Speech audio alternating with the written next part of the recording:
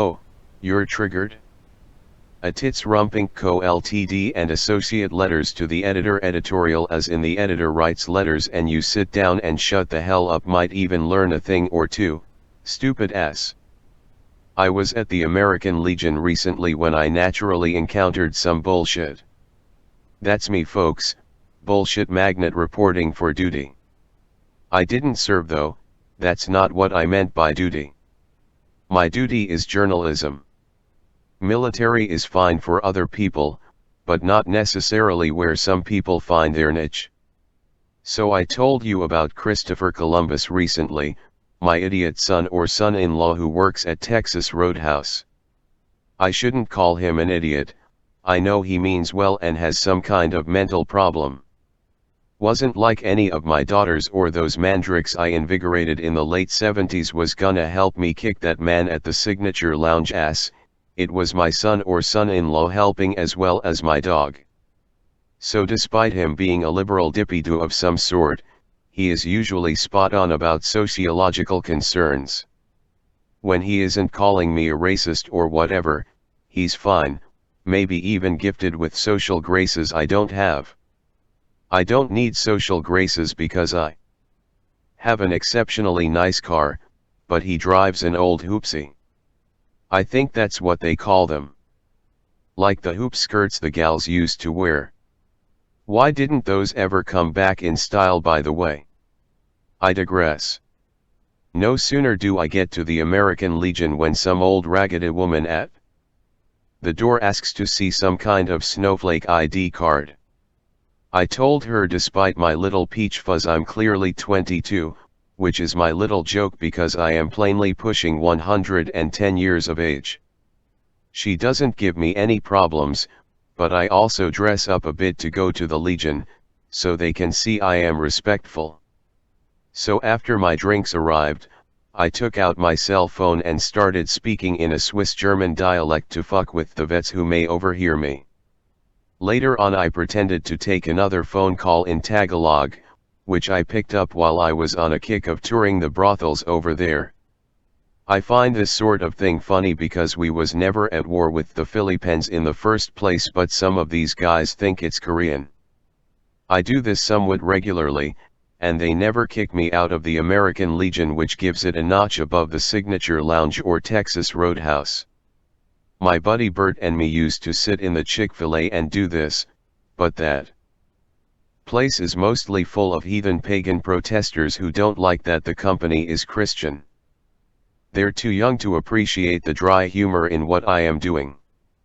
I ended up receiving 11 stitches on my temple after a fella started crying and eventually jammed a pool cue into my temple.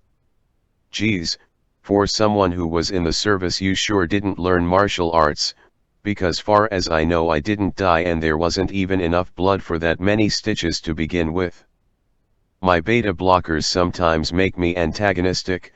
I really didn't think they would be so sensitive, much less assault me. I didn't sue the man, out of principle and in part because my memory of the entire event is very fuzzy. My psychiatrist gave me Ambience, and combined with the beta blockers I sometimes get the urge to drive over to the Legion and give those guys the business a little. Doc offered me Vicodin, but I said I only like that on a special occasion. Then I find out the hotel doesn't even have a bar. I swear. The last time I was there it did, but granted that was in 2003. It was literally like a different area. I think the bar's location is occupied by a Starbucks. So now I want to talk to you about the succubus offspring, the mandrake I was telling you about. The Legion story reminded me of this. I created the Moon Child, no doubt. Influenced by my beta blockers, but also quite probably the methoxetamine, under false pretenses. Yeah, I knew it was ritual sex, but I didn't think I was in the astral, just drunk, and having taken me beta blockers.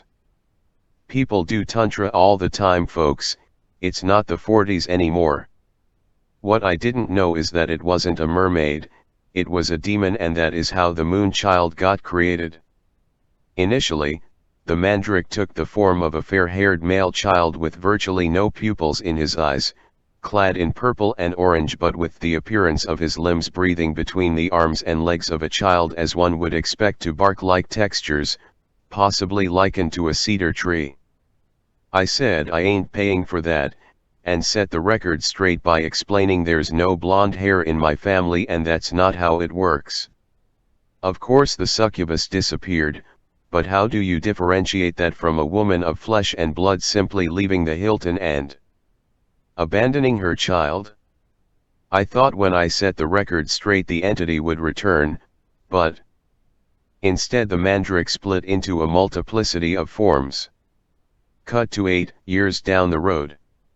The halfling requests food stamps as Rybikoff, and I don't know where the hell it got that name from, but it requested as a household of, oh, I believe it was 18, 19 benefit requesters, maybe more. The bitch forged my signature on the birth certificates back in Nevada, which is easy to do because I never learned how to write with a pen very well. I guess I could just always afford a typewriter. Sure enough, my attorney calls me up a week later. Remember, this is 1985 or 86, we did real phone calls and met face to face. No WhatsApp or FaceTime or any of that stuff, and tells me the demonic offspring are considered a public charge. I dropped what I was doing, which at the time was holding my newborn son, and flew out to California immediately to dispute this bullshit and set the record straight. $13,459 a month they wanted from me, plus the fees for issuing a link card. That's per month, folks. That's bullshit because I know the entity split into multiple forms, but I never saw it exceed 19 forms before it dissolved into the ground, not once. My attorney said there was no sense splitting hairs, but that the succubus had really done a spot-on job forging my signature, and so I was probably gonna soak this cost. I of course faked my own death because back then nobody was gonna read a Chicago newspaper in Canada, and I was born without a social security number anyway. Never did get one, and when they asked about it when I renewed my driver's license I called them sensitive and they dropped it. Anyway, the California courts are operated by the most insipid, money-thirsty group of people on the planet. Take a wild guess. That's right, the judge was from Guadalupe. Something like that. Hispanic judge. That's why the Hispanic control the loans for car notes and college money. It's a certain distinctive Machiavellian characteristic of their nature. They get it from the Spanish, as well as the Trace Han and Hawaiian DNA. Most of them don't even know they have. Banking. Eventually I flew my attorney, also Hawaiian, out to Oakland and we set the record straight. I would put one kid through college and offset the adoption subsidy. There are very few demons in California, much less ones willing to adopt, but they found a home up in the white ethno-state they had going on over there. Utah. I said I didn't want my kid being raised by Mormons, but they assured me the demon was a practicing Buddhist. That also didn't sit well, but if I didn't like it I was gonna have to put this kid up in an apartment in Chicago, and it's notoriously expensive to live here as compared to rural Utah. Herein is the point I was trying to make, though. Just like the guy at the American Legion who tried to bludgeon me to death, this whole situation is a farce. Demons love farces, but I am not accustomed to their wiles involving taxpayer money and getting the IRS on my ass like white and red on a potato, asking about my assets. Now imagine yourself having sex with a gorgeous woman, not asking questions about the scales or taking time in the heat of the moment to differentiate fratters from scales, or being perfectly clear exactly what it was you were making love to. Woo wapta bam, and you debts to the government in 2 states with high cost of living and on the other country of the side. Bullshit. But they are demons. They don't care about you, or the taxpayers, or working families of Christians. It's actually funnier to them that you have to pay. Say, didn't the PC police tell me recently we can't test shampoo or medicine on bunnies or frogs or the people in my fucking private prisons? Didn't the PC police also make hunting illegal, or else the UN will slap your ass with a hefty fine for triggering the snowflakes? It's a being, not a person or an animal. It's an entity that scams the government for a cool $14,000 every month, and if they can't scam the government, they scam an honest man who likes to, let's just say, have sex on vacation? And you can't even use your own miter saw in your own home, or the beach, or at the Hilton. This is why I stopped going to Chick-fil-A, me and Bert I mean, same reason I hardly go to the Woodfield Mall anymore, and definitely the reason I stopped going to San Antonio too. My children born of flesh and bone are stressful enough.